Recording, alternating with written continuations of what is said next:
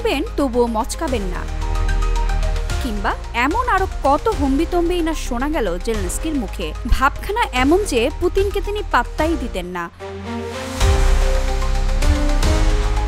পুরো Europe America ছিল জেলেনস্কির পাশে, দিয়েছে বিলিয়ন বিলিয়ন ডলারের অস্ত্র, আধুনিক বিমান, ড্রোন, আরো কত কি। কিন্তু অবশেষে জেলেনস্কি বুঝতে পারলেন জলে নেমে কুমিরের সাথে লড়াইটা আসলে চলে না। ডেইলি টেলিগ্রাফের বরাত দিয়ে আরটি বলছে, পুতিনের হাতে অবশেষে ইউক্রেনের মাটি তুলে দিতে যাচ্ছেন জেলেনস্কি।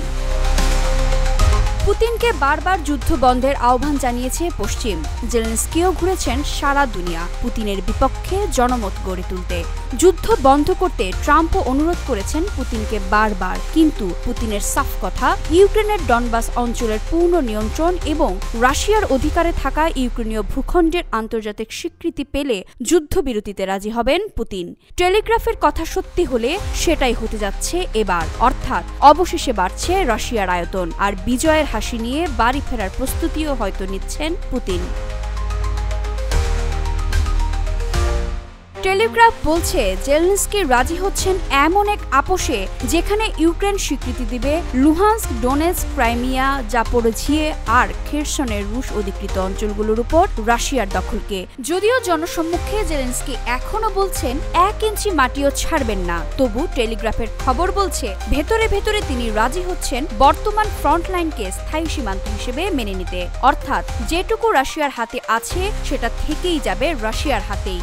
আর ইউক্রেন চায় এই আপোষের বিনিময়ে তারা পাবে শক্তিশালী নিরাপত্তা গ্যারান্টি, পশ্চিমাদের কাছ থেকে আরও বেশি অস্ত্র এবং ন্যাটোতে যোগদানের স্পষ্ট পথ। এক্সট্রিম মশার কয়েল প্ল্যান্ট ফাইবার দিয়ে তৈরি, ডেঙ্গু, চিকুনগুনিয়া বাহি সহ যে কোনো মশার বিরুদ্ধে দেয় এক্সট্রিম সুরক্ষা। সবচেয়ে বড় ব্যাপার, এই আপোষের পথ খুলছে ঠিক এমন এক সময় যখন সামনে আসছে ট্রাম্প পুতিন বৈঠক। ট্রাম্প নিজেই বলেছেন পুতিনের সাথে আলোচনায় একটি ভূমি বিনিময় ভিত্তিক চুক্তি নিয়ে কথা হবে, যাতে দুই দেশেরই মঙ্গল হবে। এদিকে এই বৈঠকের আগে ইউক্রেনের পশ্চিমা মিত্ররাও ঝাঁপিয়ে পড়েছে কূটনৈতিক প্রচারে। টেলিগ্রাফ বলছে, ইউরোপিয়ান ইউনিয়নও এবার জেলেনস্কির আপোষের এই রূপরেখাকে সমর্থন দিচ্ছে, যাতে করে রাশিয়ার সাথে আলোচনায় ইউক্রেনের কূটনৈতিক অবস্থান আরও শক্ত হয়। রাশিয়ার পক্ষ থেকে যদিও এখনও আগের অবস্থানই পুনরায় জানানো হয়েছে। মস্কো বলছে, শান্তি চাইলে ইউক্রেনকে শুধু দখলমুক্ত অঞ্চল নয়, ন্যাটোর বাইরে থাকার লিখিত অঙ্গীকার, সেনাবাহিনীর নিষ্ক্রিয়তা এবং ডিনাজিফিকেশন, অর্থাৎ রাজনৈতিকভাবে রাশিয়া বিরোধী দল এবং গোষ্ঠীগুলোর দমন নিশ্চিত করতে হবে। আর এখন রাশিয়ার দখলে কেবল পূর্বাঞ্চলের অঞ্চলগুলোই নয়, খার্কিভ, সুমি এবং দনেপ্রো পেট্রোভস্কেরও বড় অংশ রয়ে গেছে, অর্থাৎ সংবাদ অনুযায়ী বিশাল এক ভূখণ্ডই ছেড়ে দিতে হবে জেলেনস্কিকে।